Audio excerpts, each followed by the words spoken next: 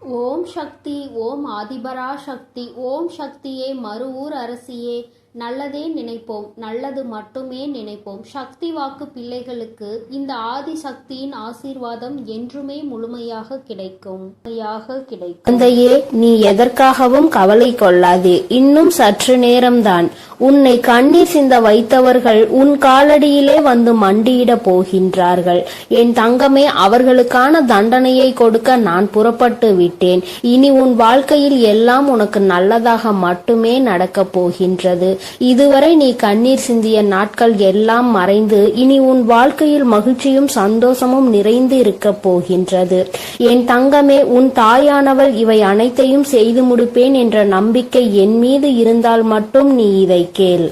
என் அன்பு குழந்தையே, இன்று நீ மனமுடைந்து கண்ணீர் சிந்துகின்ற நிலைக்கு இருந்து கொண்டிருக்கிறாய். உன்னை இந்த நிலைக்கு ஆளாக்கியவர்களுக்கு தண்டனையை இந்த தாயானவள் கொடுப்பதற்காக சென்றிருந்தேன். எனக்கு முன்பாகவே இன்னொருவர் அவர்களுக்கு தண்டனையை கொடுத்து விட்டார். என் தங்கமே, அவர்கள் கொடுத்த தண்டனையை இவர்களால் இனி ஒரு நாளும் வாழ்க்கை முழுவதும் மீண்டு வர முடியாத அளவிற்கு கொடுமையானது. இவர்களால் இதை ஒரு நாளும் மறக்கவும் முடியாது. தான் செய்த தவறை நினைத்து நினைத்து எப்பொழுதுமே மனவேதனையில் இருந்து கொண்டே இருக்கின்ற அளவிற்கு அவர்களுக்கு சோதனைகள் வந்திருக்கின்றது. அப்படி என்ன சோதனைகள் இவர்கள் சந்தித்து இருப்பார்கள் என்றுதானே என் பிள்ளை நினைக்கிறாய்? என் தங்கமே, நிச்சயமாக அவர்கள் சந்தித்த சோதனை என்னவென்று உனக்கு சொல்கிறேன். அது மட்டும் அல்லாமல் உன்னை கண்ணீர் சிந்த வைத்தவர்கள் யார் என்றும் எதற்காக உன்னை கண்ணீர் சிந்த வைத்தார்கள் என்றும் உனக்கு நான் தெளிவாக சொல்லும் பொழுது நிச்சயமாக இந்த தாயானவள் இன்று உனக்கு கொண்டு வந்த செய்தி என்னவென்பதை நீ புரிந்து கொள்வாய். என் தங்கமே, பொதுவாகவே இங்கு சிலர் மனம் எப்படி தெரியுமா இருந்து கொண்டிருக்கிறது. நாம் ஒரு பெரிய பொறுப்பில் இருக்க வேண்டும் என்று ஆசைப்பட்டு அந்த பொறுப்பில் ஏற்கனவே இருந்து கொண்டிருப்பவரை எளிதாக தூக்கி வீச வேண்டும் என்றால் அவர்களினுடைய பழக்கத்தினோடு விளையாடி அவர்களை மற்றவர்கள் முன்னிலையில் கெட்டவர்களாக சித்தரித்து விடுவது. இதைதான் இவர்கள் கச்சிதமாக இப்பொழுது செய்து முடித்திருக்கிறார்கள். அதை செய்து முடித்ததோடு மட்டுமல்லாமல் அவர்களினுடைய எண்ணங்கள் எப்படிப்பட்டது தெரியுமா? மற்றவர்கள் முன்னிலையில் மேலும் மேலும் இவர்களை அவமானப்படுத்த வேண்டும். இந்த அவமானத்தை அவர்கள் வாழ்க்கை முழுவதும் மறக்க கூடாது. அது மட்டும் அல்லாமல் அவர்கள் வாழ்க்கையில் எத்தனை பிரச்சனைகள் வந்தாலும் அதோடு சேர்த்து இந்த பிரச்சனையையும் அவர்கள் அனுபவித்து வாழ்க்கையே வேண்டாம் என்று ஒதுங்கி ஓட வேண்டும் என்றுதான் அவர்களின் எண்ணம் இருக்கிறது. என் தங்கமே, இப்பேற்பட்ட எண்ணங்களை கொண்டவர்கள் ஒரு பொறுப்பை எடுத்து செய்யும் பொழுது தனக்கு கீழ் உள்ளவர்களை எப்படி நடத்துவார்கள் என்பதை தெய்வம் நிச்சயமாக புரிந்து கொள்ளும் அல்லவா? என் தங்கமே, இவர்கள் வேறு யாராகவோ இருக்கின்ற பட்சத்தில் நிச்சயமாக இவர்களுக்கு தண்டனையை கொடுத்தவர்களுக்கு அத்தனை கோபம் வந்திருக்காது. ஆனால் ஒரே குலத்தில் இருக்கின்ற பிள்ளைகள், ஒருவருக்கொருவர் சொந்த பந்த உறவுகள் மேற்பட்ட நிலையில் அவர்கள் அந்த துரோகத்தை செய்யும் பொழுது அதனால் அதிக கோபமடைந்து உன் தாயானவள் என்னை விட உன்னுடைய குலதெய்வம் தான், உன்னுடைய குலதெய்வம் அவர்களுக்கு கொடுத்த தண்டனை என்னவென்று உனக்கு இப்பொழுது நான் சொல்லி விடுகிறேன். என் தங்கமே, உன்னுடைய குலத்தில் இருந்து கொண்டே அவர்கள் செய்த வேலையை உன்னால் நிம்மதியாக குலதெய்வத்தின் கோயிலுக்கு கூட செல்ல முடியவில்லை. அங்கு சென்றால் மற்றவர்கள் முன்னிலையில் உன்னை பற்றி குசு குசு வென்று பேசுவது, அதாவது உனக்கு அது தெரிய வேண்டும் என்று நினைத்து கொண்டே பேசுவது. அப்படியானால் உன்னுடைய மனதிற்குள் இவர்கள் நம்மை பற்றி என்ன பேசி இருப்பார்கள் என்ற எண்ணம் மட்டும்தான் ஓடிக்கொண்டிருக்கும். மாறாக தெய்வத்தை கூட உன்னால் நிம்மதியாக அந்த நேரத்தில் வணங்க முடியாது அல்லவா? அப்பேற்பட்ட நிலையை உனக்கு அவர்கள் உருவாக்கி கொடுக்கத்தான் இத்தனை கஷ்டங்களையும் கொடுத்து கொண்டிருக்கிறார்கள். உன்னுடைய மனது நிம்மதியாக இருக்கக்கூடாது, நீ சந்தோஷமாக இருக்கக்கூடாது. எல்லாவற்றிற்கும் மேலாக நீ எந்த நேரமும் ஏதோ ஒரு கஷ்டத்திலும் கவலைகளிலும் இருந்து கொண்டே இருக்க வேண்டும். குலதெய்வத்தை தேடி நீ வரக்கூடாது. இந்த நிலையை இப்பொழுது அவர்கள் சாதித்திருக்கிறார்கள். நீ சில காலமாகவே உன்னுடைய குலதெய்வத்தை காண செல்லவில்லை. உன்னுடைய குலதெய்வ கோயிலுக்கு செல்வதற்கு உனக்கு மனதிற்கு மிகவும் சங்கடமாக இருக்கிறது. ஒரு புறம் உன்னுடைய மனது இவர்களுக்காகவெல்லாம் நாம் ஏன் நம்முடைய குலதெய்வத்தை காணாமல் இருக்க வேண்டும் என்று நினைத்தாலும் கூட ஒரு மனது இவர்கள் முன்னால் நின்று அவமானப்படுவதை விட போகாமல் இருப்பதே மேல் என்று நினைக்க சொல்கிறது. அது மட்டுமல்லாமல் குலதெய்வத்தின் முன்னிலையில் நம்மை வரவிடாமல் செய்த இவர்களை நம் குலதெய்வம் தண்டிக்கவில்லையே, நம்முடைய குலதெய்வம் அவர்களுக்கு எந்த தண்டனையையும் கொடுக்கவில்லையே என்று கூட உனக்கு உன்னுடைய குலதெய்வத்தின் மீது சிறு மனவருத்தம் இருக்கிறது. என்னுடைய குலதெய்வம், நீ ஏன் இத்தனை அமைதியாக இருந்து கொண்டிருக்கிறாய்? இவர்களை நீ கேள்வி கேட்க மாட்டாயா என்று அவர்களை நீ கேட்டாய் அல்லவா என் தங்கமே? ஆனால் அங்கே உன் குலதெய்வம் என்ன செய்தது என்று உனக்கு சொல்கிறேன். உன்னுடைய இந்த வேதனையை உன்னுடைய குலதெய்வம் நன்றாக புரிந்து கொண்டார்கள். அவர்கள் உனக்கு இது போன்ற துரோகத்தை செய்து குலதெய்வத்திடம் இருந்து பிரிக்க நினைத்தவர்களுக்கு மிக பெரிய தண்டனை ஒன்றை கொடுத்திருக்கிறார்கள். நீ அந்த குலதெய்வத்திற்கு இத்தனை நாளும் செய்த விஷயங்கள் அவர்கள் உன்னை வாழ்நாள் முழுவதும் ஆசீர்வதிக்க காத்து கொண்டிருக்கிறார்கள். குலதெய்வத்தின் மீது அன்பு கொண்ட உன்னை அவர்கள் ஒருபோதும் கைவிட நினைத்தது கிடையாது. அதற்கு அவர்கள் செய்த காரியம் என்னவென்று தெரிந்து கொண்டால் நிச்சயமாக என் குழந்தை நீ மனதளவில் வியப்படைவாய். என் தங்கமே, உன்னுடைய வாழ்க்கையில் இது போன்று நடந்து கொள்வதற்கு துணிச்சல் ஒருவருக்கு இருக்கிறது என்றால் முதலில் அவர்களுக்கு குலதெய்வத்தின் மீது எந்த ஒரு பயமும் இல்லை. அவர்கள் குலதெய்வத்தை கற்சிலையாக நினைத்து விட்டார்கள். அல்லது தெய்வம் நாம் என்ன செய்தாலும் தலையாட்டும், நாம் என்ன சொன்னாலும் தலையாட்டும், நாம் தான் அவர்களுக்கு எல்லா பணிவிடைகளையும் செய்து கொண்டிருக்கிறோமே என்று நினைத்து விட்டார்கள் போல. எத்தனை பணிவிடைகளை விழுந்து விழுந்து செய்தாலும், எத்தனைதான் தெய்வத்திற்கு அள்ளி அள்ளி கொடுத்தாலும் அது போன்றவர்களுக்கு தெய்வம் ஒரு நாளும் எந்த விதமான ஆசிகளையும் வழங்காது. மாறாக உண்மையான அன்பும் உண்மையான பக்தியும் சுற்றி உள்ளவர்களின் மனதை வேதனைப்படுத்தாமல் இருப்பது. இது போன்றெல்லாம் யார் நடந்து கொள்கிறார்களோ அவர்களிடத்தில் மட்டும்தான் தெய்வம் அன்பாக இருக்கும் என்பதை புரிந்து கொள்ளவில்லை. அவர்கள் செய்த காரியத்தினால் இன்று உன் குலதெய்வம் நீ அடைந்த அத்தனை வேதனைகளையும் சேர்த்து வைத்து அவர்களுக்கு தண்டனையாக கொடுத்து விட்டார்கள். அவர்கள் கொடுத்த தண்டனை என்ன தெரியுமா? நீ என்னதான் எனக்கு எத்தனை காரியங்களை செய்தாலும் நான் ஒருபொழுதும் உனக்கு ஆசிகளை வழங்க போவது கிடையாது. நீ செய்த பாவம் உன்னை மட்டுமல்ல, உன்னுடைய சந்ததிகளையும் சேர்த்துதான் பாதிக்க போகிறது. என்னுடைய சன்னதியில் ஒருவருக்கு மிகப்பெரிய பிரச்சனைகளை உண்டு பண்ணி விட்டாய். இதனால் உருவாக போகும் மிகப்பெரிய பிரச்சனையை நீ மறந்து விட்டாய். பெற்றோர்கள் செய்கின்ற பாவம் குழந்தைகளை பாதிக்கும் என்பதை உணராமல் நீ செய்த இந்த தவறினால் நாளை உன்னுடைய குலமே தலைக்காமல் போவதற்கும் நிறைய வாய்ப்புகள் இருக்கிறது. அதனால் இனிமேலாவது இந்த தவறை திருத்திக் கொண்டு மற்றவர்களுக்கு எல்லா உதவிகளையும் செய்து கொடுக்க வேண்டும். குலதெய்வத்தை நம்பி வருபவர்களின் மனதை ஒரு நாளும் காயப்படுத்த கூடாது. தான் பெரியவர் என்கின்ற எந்த ஒரு மனப்போக்கையும் யாரிடத்திலும் வெளிப்படுத்த கூடாது. அப்படி வெளிப்படுத்துகின்ற பட்சத்தில் இனி உன் வாழ்க்கை, உன்னுடைய குடும்பம் நிச்சயமாக அனுபவிக்க போகின்ற வேதனைகளை கண்டு நீ துடிக்கத்தான் போகிறாய். யாரிடம் விளையாடுகிறோம் என்ற எண்ணம் சற்று மனதில் இருக்க வேண்டும். உன்னுடைய குலத்தை காக்கின்ற என்னிடத்திலேயே உன்னுடைய பாகுபாடுகளை உருவாக்கி கொண்டிருக்கிறாய். யார் பெரியவர் யார் சிறியவர் என்கின்ற பாகுபாட்டை தெய்வத்தின் முன்னாலேயே உருவாக்கி கொடுக்கின்ற தைரியம் உனக்கு இருக்கிறது என்றால் நிச்சயமாக இனி உன் வாழ்க்கை என் கையில் என்பதை மறந்துவிடக் கூடாது என்று உன்னுடைய குலதெய்வம் அவர்களுக்கு மிகப்பெரிய எச்சரிக்கையினை கொடுத்து விட்டார்கள். இந்த எச்சரிக்கையிலும் அவர்கள் திருந்தவில்லை என்றால் அடுத்தது தண்டனையை நிறைவேற்றுவதாகவும் உன்னுடைய குலதெய்வம் முடிவெடுத்து இருக்கிறார்கள். என் தங்கமே, இனிமேலாவது இது போன்ற மனிதர்களை கண்டு நீ மனதில் எந்த விதமான தயக்கமும் கொள்ளாமல் உன்னுடைய குலதெய்வத்தை வணங்குவதற்கு நீ எப்பொழுதுமே சென்று கொண்டே இருக்க வேண்டும்.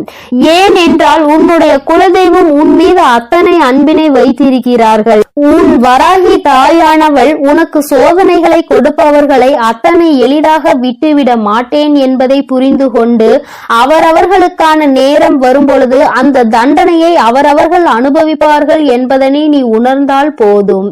எப்பொழுதுமே என் பிள்ளை நீ சந்தோஷமாக இருக்க வேண்டும். என் அன்பு குழந்தைக்கு இந்த வராகியினுடைய ஆசீர்வாதங்களும் உன் குலதெய்வத்தினுடைய அரவணைப்பும் எப்பொழுதும் முழுமையாக கிடைக்கும்.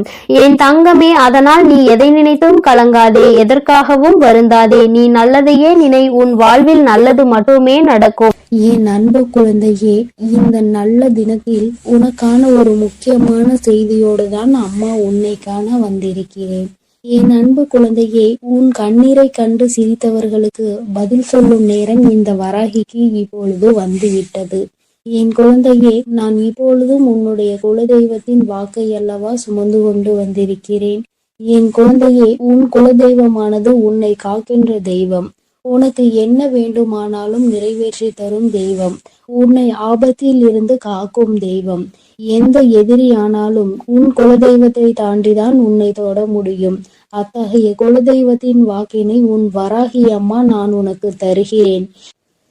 என் அன்பு பிள்ளையே, இந்த தெய்வத்தின் வாக்கினை தவிர்த்து விடாதே. என் பிள்ளையே, உன்னை கண்ணீர் சிந்த வைத்தவர்கள் இன்று அங்கே அவர்கள் கண்களில் கண்ணீர் சிந்தும் நேரம் நெருங்கிவிட்டது. நீ அவர்கள் உன்னை காயப்படுத்திவிட்டு அங்கே சந்தோஷமாக இருந்து கொண்டிருக்கிறார்கள் என்று வருத்தத்தில் ஆழ்ந்திருக்கின்றாய். என் குழந்தையே, நீ உன்னுடைய வாழ்க்கையில் நீ செய்த பல புண்ணிய காரியங்களும் இன்று நிச்சயமாக உனக்கு பல பரிசுகளை, பழைய எதிர்பார்ப்புகளை பூர்த்தி செய்து தரப்போகிறது.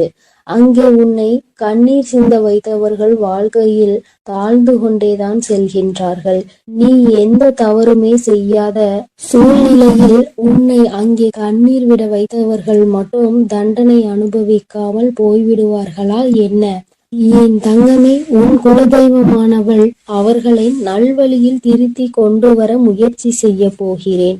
அப்படியும் அவர்கள் திருந்தவில்லை என்றால் அதற்கான தண்டனையை அவர்கள் அனுபவிப்பார்கள். என் குழந்தையை அவர்கள் சீண்டி பார்த்து விட்டார்கள்.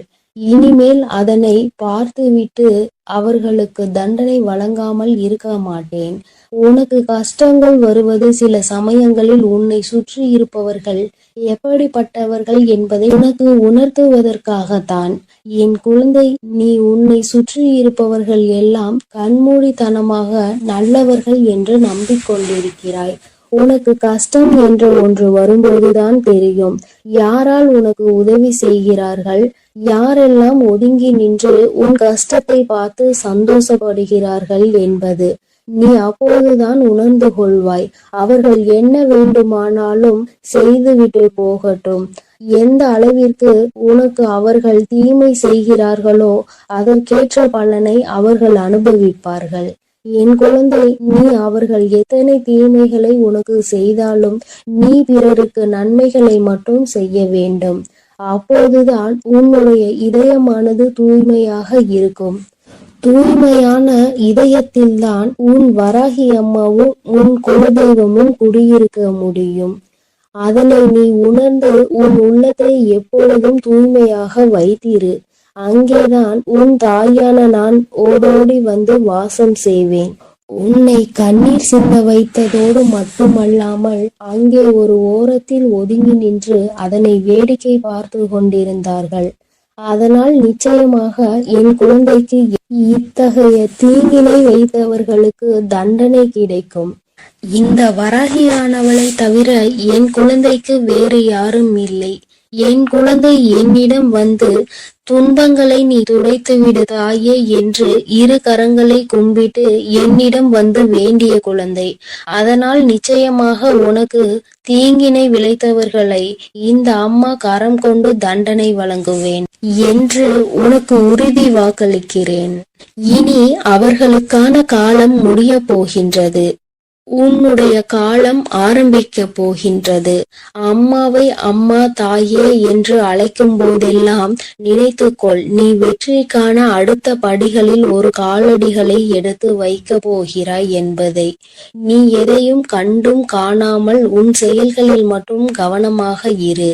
உன்னை யார் அளவைத்தார்களோ, யார் உன்னை விழவைக்க வேண்டும் என்று நினைத்தார்களோ அவர்கள் முன்பாக நீ உயரத்தில் இருக்க வேண்டும் என்பதை மட்டும் உன் மனதில் நினைவு கொண்டு உன்னுடைய காரியங்களை நீ நன்றாக செய்து நல்ல பெயரை எடுக்க வேண்டும். அவர்கள் முன்னால் வாழ்ந்து காட்ட வேண்டும். நீ வாழும்போது நிச்சயமாக அவர்கள் அங்கே ஒரு மூலையில் அழுது கொண்டுதான் இருப்பார்கள். உனக்கு அவர்கள் கொடுத்த கஷ்டத்தினை அவர்கள் இன்னொருவர் மூலமாக நிச்சயமாக அனுபவிப்பார்கள். அவரவர் செய்கின்ற கர்ம பலனை அவரவர் இப்பொழுதெல்லாம் அன்றே அனுபவித்து விடுகிறார்கள். அதற்காக அவர்கள் நீண்ட காலம் காத்திருக்க வேண்டிய அவசியமில்லை. என் தங்கமே, நீ அங்கே பிறர் மீது உண்மையான அன்பினை காட்டுவதற்கு பரிசாக பல அவமானங்களை சந்தித்து விட்டாய். நீ ஒவ்வொரு முறை உனக்கு அவமானம் ஏற்படும் போதும் உங்கள் மேல் நான் வைத்திருக்கும் உண்மையான அன்பிற்கு எனக்கு கிடைத்த பரிசு இந்த அவமானம் மட்டும்தான் என்று நீ நினைக்கின்றாய். இது உன்னுடைய அன்பினை புரிந்து கொள்ளாமல் அவர்கள் செய்கின்ற மிகப்பெரிய பாவமாகும். இனி அவர்களை எல்லாம் உன் அன்பின் வலிமை என்ன என்பதை உணர வைத்து உன்னை தேடி நிச்சயமாக இந்த அம்மா வர வைக்க போகிறேன். என் குழந்தையே, நீ ஒன்றை நன்றாக புரிந்து கொள். இந்த உலகத்தில் யாருக்கும் எதுவும் நிலையானது கிடையாது. ஒவ்வொரு சோகமும் ஒவ்வொரு துன்பமும் வாழ்க்கையில் பலருக்கு பல பாடங்களை கற்று தந்து கொண்டுதான் இருக்கிறது. அதனால் உனக்கு மட்டும்தான் துன்பம் வருகிறதே, மற்றவர்கள் நன்றாக இருக்கின்றார்கள் என்பதனை நீ ஒருபோதும் எண்ணிக்கொண்டு உன்னை நீயே வருத்தி கொள்ளாதே. உன்னை அவர்கள் ஏமாற்றினாலும் உன்னை அவர்கள் கண்ணீர் சிந்த வைத்தாலும் நீ ஒரு காலமும் அவர்களுக்கு அவர்கள் செய்ததை திருப்பி செய்து விடாதே. அது உன்னுடைய பாவத்தை தான் கூட்டி விடுமே தவிர அவர்களுக்கான தண்டனையாக இருக்காது. அதனால் என் தங்கமே, நீ தெரிந்தும் தெரியாமலும் இந்த ஒரு தவறை மட்டும் செய்து விடாதே. எப்பொழுதும் அவர்களை நான் தண்டிப்பேன் என்ற நம்பிக்கையோடு மட்டும் நீ இருந்தால் போதும். உன் குலத்தை காக்கும் தெய்வத்திற்கு உன்னை காப்பதற்கு எவ்வளவு நேரமாகிவிடும். அதனால் என் தங்கமே, நீ பொறுமையோடு இரு. அவர்களை எல்லாம் நான் பார்த்து கொள்கிறேன். உனக்கு துன்பம் வரும் நேரத்தில் நீ உன்னுடைய இஷ்ட தெய்வத்திற்கோ அல்லது உன்னுடைய குலதெய்வ விளக்கினை போட்டு உன் மனதில் இருப்பதையெல்லாம் நீ அவர்களிடம் சொல்லிவிடு. பிறகு என்ன நடத்த வேண்டுமோ அதை அவர்களே பார்த்து கொள்வார்கள். என் தங்கமே, உன் குலதெய்வம் எப்பொழுதும் உன்னை காப்பாற்றி கொண்டுதான் இருக்கிறது.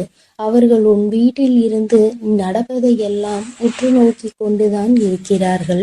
தகுந்த நேரம் வரும்பொழுது அதற்கான தண்டனையை அவர்கள் தாமதிக்காமல் வழங்கி விடுவார்கள். இந்த சுயநலமான உலகத்தில் உன்னை இப்படி தனியாக தவிக்க விட்டு விட்டார்களே என்று அவர்கள் உன்னை நினைத்து வருந்து கொண்டிருக்கிறார்கள். என் தங்கமே, அதனால் நீ தைரியத்தோடு இரு. உனக்கான வேலைகளை அவர்கள் சிறப்பாக அங்கே செய்து கொண்டிருக்கிறார்கள். உனக்கான நன்மை நிச்சயம் உன் வீடு தேடி வரும். இனி வரும் காலங்களில் எல்லாம் உனக்கான வெற்றியை மட்டுமே நீ அடைய போகிறாய். அதற்கு நீ முழு முயற்சியுடனும் உண்மையான மனதுடனும் உனது செயல்களை மட்டும் நீ செய்து கொண்டே இருந்தால் போதும் தங்கமே. நிச்சயமாக உனக்கு அதில் வெற்றியை அள்ளித்தர நாங்கள் காத்து கொண்டிருக்கிறோம்.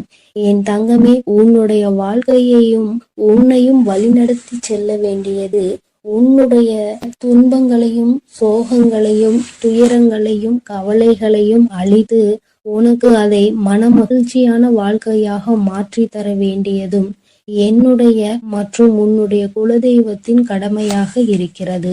அதனால் அதையெல்லாம் நாங்கள் பார்த்து கொள்கிறோம். நீ எதற்காகவும் கலங்காமல் மன தைரியத்தோடும் மன பலத்தோடும் எங்களை நீ பூஜை செய்து கொண்டே இரு தங்கமே. உனக்கான எல்லாவற்றையும் உன் கரங்களில் கொண்டு வந்து நாங்களே கொடுத்து விடுகிறோம். என் தங்கமே, நல்ல எண்ணங்களை மட்டும் எப்பொழுதும் உன் மனதிற்குள் வைத்துக்கொள். அதுதான் உனக்கு நல்லதை நடத்தி கொடுக்கும். ஏனென்றால் எண்ணம் போல்தான் வாழ்க்கை அமையும். அதனால் உன்னுடைய எண்ணங்களை எப்பொழுதும் தூய்மையாக நீ வைத்துக் கொள்ள வேண்டும். என் தங்க பிள்ளையே, உனக்கு துரோகத்தை செய்தவர்களை நினைத்து நீ மனம் வருந்தி கொண்டிருக்கின்றாய் அல்லவா? என் தங்கமே, உன்னுடைய வாழ்க்கையில் உனக்கு துரோகங்களை செய்தவர்களை பற்றி நீ சொல்லும் பொழுதெல்லாம் உன் அம்மா எனக்கே இங்கு கண்களில் கண்ணீர் ததும்பியது. என்றால் அவர்கள் எப்படிப்பட்ட துரோகத்தை உனக்கு செய்திருக்கிறார்கள் என்பதை என்னால் புரிந்து கொள்ள முடிகிறது. என் தங்கமே, துரோகத்தை செய்ததோடு மட்டும் அல்லாமல் இன்னமும் அவர்கள் உன்னை பற்றி மற்றவர்களிடத்தில் பேசிக்கொண்டுதான் இருக்கிறார்கள். நீதான் எந்த பிரச்சனையும் வேண்டாம் என்று ஒதுங்கி நின்று கொண்டிருக்கின்றாயே தவிர அவர்கள் இன்னமும் ஒருவரிடத்தில் உன்னை பற்றிய வதந்திகளை பரப்பி கொண்டுதான் இருக்கின்றார்கள் என்பதுதான் நீ அறிந்திராத உண்மை. நீ என்ன நினைக்கின்றாய் தெரியுமா? நாம் எப்படி இருக்கின்றோமோ அது போலதான் அவர்கள் இருந்து கொண்டிருக்கிறார்கள் என்று நீ நினைத்து கொண்டிருக்கின்றாய். ஆனால் உண்மை என்னவென்றால் அவர்கள் மட்டும் அல்ல, அவர்கள் உடன் பிறந்தவர்களும் இந்த வேலையை தான் செய்து கொண்டிருக்கின்றார்கள். மற்றவர்களிடத்தில் சென்று தேவையில்லாத விஷயங்களை பற்றி பேசிக்கொண்டு தேவையில்லாத விஷயங்களில் தலையிட்டு கொண்டும் இருக்கிறார்கள். என் தங்கமே, இந்த துரோகங்களை செய்தவர்களுக்கு தெய்வம் என்ன தண்டனை கொடுக்க போகிறது என்று நீ அதை எதிர்நோக்கி நின்று கொண்டிருக்கின்றாய் அல்லவா? தெய்வம் இவர்களை இப்படியே விட்டு விடுமோ என்று கூட என் குழந்தை மனதில் சந்தேகம் வந்துவிட்டது அல்லவா? என் தங்கமே, உன்னுடைய சந்தேகங்களுக்கு எல்லாம் பதில் தர வேண்டிய கட்டாயம் இப்பொழுது வந்துவிட்டது. உன் அம்மா அதற்கு முன்பாக அவர்களுக்கு தண்டனை கிடைத்து விட்டது என்ற சந்தோஷமான செய்தியை சொல்வதற்காக தான் இன்று உன் தாயானவள் ஓடோடி வந்திருக்கின்ற. இந்த வராகி எப்பேற்பட்டவள் என்பது உனக்கு நன்கு அறிந்த விஷயம்தானே. உன்னுடைய தாயானவள் அத்தனை சுலபமாக யாரையும் மன்னித்து விட மாட்டாள் என்பதை என் பிள்ளை நீ நன்கு அறிந்த விஷயம்தானே. என் தங்கமே, உன்னுடைய வாழ்க்கையில் இத்தனை துரோகங்களையும் செய்துவிட்டு ஒன்றும் தெரியாதது போல இருந்து விட்டால் உன்னுடைய தாயானவள் நான் விட்டு விடுவேனா என்ன? ஆனால் அதற்கு முன்பாக உன் மீது என்னை விட அதிக அக்கறை கொண்ட உன்னுடைய குலதெய்வம் இதையெல்லாம் பார்த்து கொண்டு அப்படியே இருந்து விடுவார்களா என்ன? என் தங்கமே, உன்னுடைய குலதெய்வம் இன்று அவர்களுக்கான தண்டனையை வழங்கி இருக்கிறார்கள். குழந்தையே, அவர்களுக்கு கொடுத்த தண்டனை என்னவென்று கேட்டால் நிச்சயமாக என் குழந்தை நீ மகிழவும் செய்வாய். அதே நேரத்தில் உன்னுடைய நல்ல மனதிற்கு நீ வருத்தப்படவும் செய்வாய். ஏனென்றால் என் குழந்தையே, தனக்கு துரோகத்தையே செய்தவர்களுக்கு கூட நல்லதை மட்டுமே செய்ய வேண்டும் என்று நினைக்கின்ற எண்ணம் கொண்ட குழந்தை அல்லவா நீ? என் தங்கமே, உன்னுடைய எண்ணங்களினால் தான் நீ இன்னமும் இந்த வராகியின் முன் நின்று கொண்டிருக்கிறாய் என்பதை இந்த நேரத்தில் நான் உனக்கு நினைவுபடுத்துகின்றேன். அதனால் உன்னுடைய இந்த நல்ல குணத்தில் இருந்து ஒரு நாளும் நீ மாறிவிடாதே. உன்னுடைய எண்ணங்கள் எப்பொழுதுமே உன்னை சுற்றி தெளிவாக இருக்க வேண்டும் என்பதை நீ புரிந்து கொள்ள வேண்டும். என் தங்கமே, ஒவ்வொரு நாளும் உன்னுடைய வாழ்க்கையில் நீ பட்ட அத்தனை அவமானங்களையும் உனக்கு தேடி கொடுத்தவர்களை இந்த தாயானவள் ஒரு கை பார்த்து விடலாம் என்று புறப்பட்ட பொழுதுதான் நான் அங்கு நடந்த அனைத்தையும் தெரிந்து கொண்டேன். நான் தெரிந்து கொண்ட விஷயம் என்ன தெரியுமா? உன்னுடைய குலதெய்வம் அவர்களை சந்திக்க சென்றிருக்கிறார்கள் என்பதுதான். அவர்களினுடைய குடும்பத்தின் நிலையையும் நான் அப்பொழுதுதான் புரிந்து கொண்டேன். எல்லாருமே ஏதோ ஒரு வாழ்க்கையை வாழ்ந்து கொண்டிருக்கின்றார்களே தவிர யாருக்குமே மனதில் நிம்மதி இல்லை. அதற்கு காரணம் என்னவென்று நானும் ஆராய்ந்து பார்த்தேன். நாம் அல்லவா அவர்களுக்கு தண்டனையை கொடுக்க வேண்டும் என்று புறப்பட்டு வந்தோம். இங்கே வந்து பார்த்தால் அவர்கள் ஏற்கனவே தண்டனையை பெற்று வாழ்க்கையில் நல்ல நிலையில் இல்லாமல் வேதனைப்பட்டு கொண்டிருக்கிறார்களே என்று எனக்கு தோன்றியது. உடனே இது யாரால் கொடுக்கப்பட்டது, எதனால் நடந்தது என்று நான் தெரிய முயற்சி செய்யும் பொழுதுதான் உன்னுடைய குலதெய்வத்தினை நான் எதிரில் கண்டேன். அவர்கள் என்னிடம் சொன்ன அந்த விஷயங்களை தான் நான் இப்பொழுது உன்னிடம் சொல்லிக் கொண்டு இருக்கின்றேன். என் தங்கமே, இப்பொழுது அவர்கள் சொன்ன விஷயத்தை நான் உனக்கு சொல்கிறேன், கவனமாக கேள். அவர்கள் மனவேதனை அடைந்து இதனை என்னிடத்தில் பகிர்ந்து கொண்டார்கள். என்னிடத்தில் அவர்கள் சொன்ன விஷயத்தை நான் உன்னிடத்தில் அப்படியே சொல்லி விடுகின்றேன். இந்த வராகி ஒரு நாளும் தேவையில்லாத எந்த விஷயங்களையும் உன்னிடத்தில் சொல்ல மாட்டாள் என்று நம்பினால் மட்டும் என் பிள்ளையே, நீ இதனை முழுமையாக கேட்க வேண்டும். அப்பொழுதுதான் இந்த வார்த்தைகளினுடைய அர்த்தங்களும் உணர்வுகளும் உன்னை வந்து சேரும் என்பதை நீ மறந்து விடாதே. என் தங்கமே, உன் குலதெய்வம் என்னிடத்தில் சொன்ன வார்த்தைகள் என்ன தெரியுமா? அவர்கள் உனக்கு ஏற்பட்ட துரோகங்களை கண்டு கொண்டிருந்தார்களாம். எந்த எல்லைக்கு தான் இவர்கள் செல்வார்கள் என்று அவர்களும் எதிர்பார்த்து நின்று கொண்டிருந்த நேரத்தில் தான் இவர்களின் ஆட்டம் ஒரு எல்லையை மீறி சென்று கொண்டிருந்தது. அவர்கள் மனம் வேதனை அடைந்து விட்டார்கள். மனவேதனையின் உச்சம் அவர்களை தண்டித்து விட வேண்டும் என்கின்ற அளவிற்கு கோபம் வந்து விட்டது. ஒருவராக இருந்தால் பரவாயில்லை, ஒட்டுமொத்த குடும்பத்தோடு சேர்ந்து ஒரே ஒருவருக்கு துரோகத்தை செய்து அவரை பழிவாங்க வேண்டும் என்று நினைப்பது எத்தனை பெரிய தவறு. அது அவர்களினுடைய பிள்ளை. என்னுடைய பிள்ளை வாழ்க்கையில் ஒரு நாளும் யாருக்கும் எந்த துரோகத்தையும் செய்ய நினைக்காத பிள்ளை தன்னிடத்தில் வேண்டும் என்று யாரேனும் கையேந்தி விட்டால் தனக்கு இல்லை என்றாலும் கூட எடுத்து கொடுத்து விட்டு செல்லக்கூடிய பிள்ளை. அப்பேற்பட்ட ஒரு பிள்ளைக்கு இவர்கள் காலம் காலமாக ஓடி ஓடி செய்து கொண்டிருக்கின்ற துரோகங்களை கண்டு இந்த அம்மாவின் மனம் பதைத்து விட்டது என்று உன்னுடைய குலதெய்வம் என்னிடத்தில் சொன்னார்கள். உன்னுடைய துரோகிகளினுடைய மனதில் அந்த எண்ணங்கள் அடங்குவதாக தெரியவில்லை.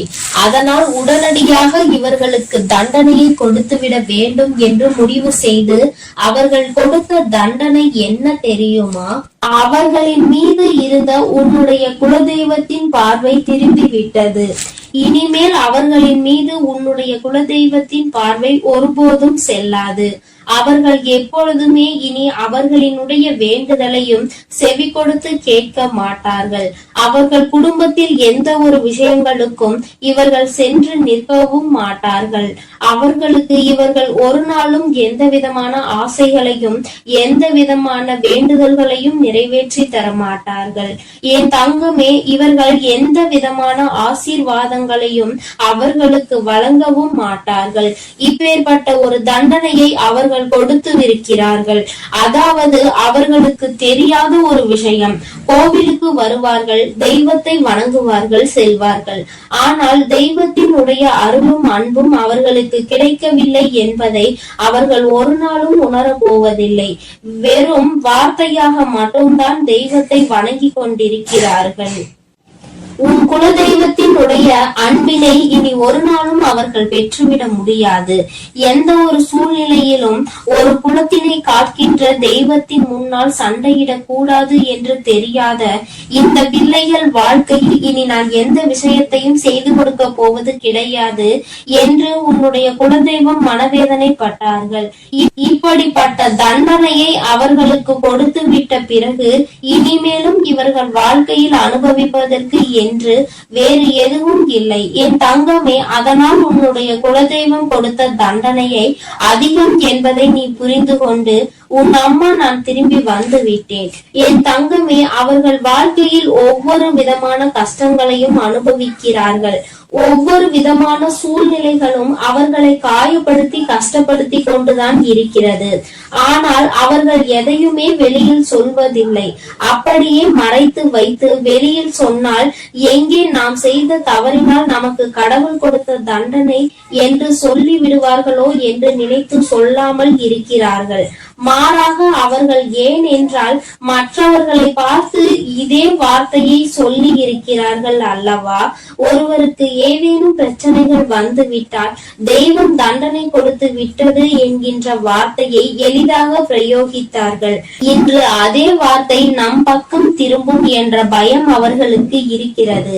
என் பிள்ளையே, ஒரு விஷயத்தை தெளிவாக புரிந்து கொள்ள வேண்டும். தெய்வம் ஒரு நாளும் தன்னுடைய குழந்தைகளை தண்டிக்காது. அவர்களுக்கு திருந்துவதற்கான வாய்ப்புகளை தான் கொடுப்பார்கள். அதையும் மீறி ஒரு குழந்தைக்கு தெய்வத்திடம் இருந்து தண்டனை கிடைக்கிறது என்றால் அவர்கள் வாழ்வதற்கே தகுதியற்றவர்கள் என்பதை புரிந்து கொள்ள வேண்டும். என் தங்கமே, உனக்கு துரோகத்தை கொடுத்தவர்களுக்கு இத்தனை பெரிய தண்டனை கொடுத்தது உனக்கும் கூட கஷ்டமாக இருக்கலாம். ஆனால் இனி எதுவுமே செய்ய முடியாது. வாய்ப்புகள் கொடுக்கப்பட்டதை பயன்படுத்தாமல் அதை அப்படியே விட்டு விட்டார்கள். இனிமேல் அவர்கள் வாழ்க்கைக்கான பொறுப்பினை அவர்கள்தான் ஏற்றுக்கொள்ள வேண்டும். இனி எதற்குமே தெய்வம் அவர்கள் பக்கம் நின்று அவர்களுக்காக ஒரு நாளும் எந்த ஒரு விஷயத்திற்காகவும் அவர்கள் வாதாட மாட்டார்கள். என் குழந்தையே, நீ மன நிறைவோடு உன்னுடைய குலதெய்வத்தை நீ தைரியமாக வணங்கு. யாரும் உன்னை எதிர்த்து எந்த கேள்வியும் கேட்க முடியாது என்பதை புரிந்து கொள். என் தங்கமே, இன்று இருக்கின்ற சூழ்நிலையில் எப்பொழுதும் உன்னுடைய குலதெய்வம் உன்னோடு நின்று உனக்கு உறுதுணையாக நிற்பார்கள் என்பதை மட்டும் மனதில் வைத்துக் கொண்டு என் பிள்ளை, நீ சந்தோஷமாக உன் வாழ்க்கையை வாழ தொடங்கு. என் அன்பு பிள்ளைக்கு இந்த வராகியினுடைய ஆசீர்வாதங்களும் உன் குலதெய்வத்தினுடைய அன்பும் அருளும் எப்பொழுதும் முழுமையாக கிடைத்து கொண்டே இருக்கும். என் தங்கமே, அதனால் நீ எதற்காகவும் கலங்காதே, எதை நினைத்தும் வருந்தாதே. நீ நல்லதையே நினைத்தால் உன் வாழ்வில் எல்லாம் உனக்கு நல்லதாக என் அன்பு குழந்தைக்கு இந்த ஆதிபராசக்தியின் அன்பும் ஆசீர்வாதமும் முழுவதுமாக கிடைக்கும். ஓம் சக்தி, ஓம் ஆதிபராசக்தி.